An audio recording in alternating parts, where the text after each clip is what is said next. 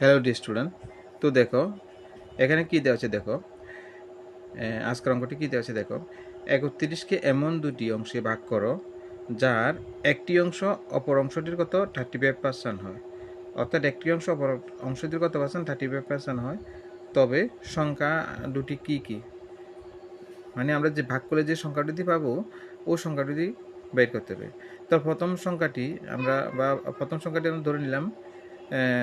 আচ্ছা, প্রথম সংখ্যাটি সমান সমান আমরা সূত্র সাহায্য করব। তাহলে আমরা কি লিখতে পারি?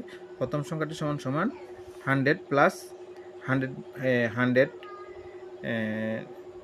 100 divided by 100 plus 24 into 31 into 31। তাহলে এখানে কি করবো?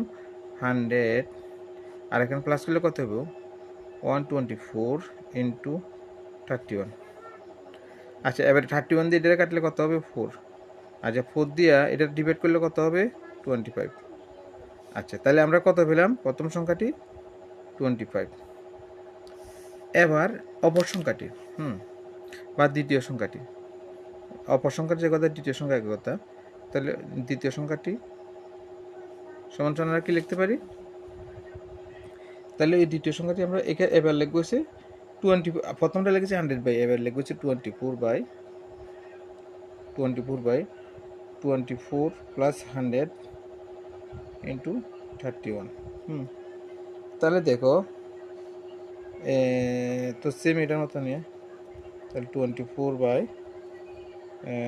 এখানে কত 124 ইন্টু 31। তাহলে এটা কাটলে কত? 4। আর 4 দিয়ে কাটলে কত? 6। তাহলে 6। তাহলে প্রথম সংখ্যাটি কত? 25 আর অপর সংখ্যাটি কত? 6।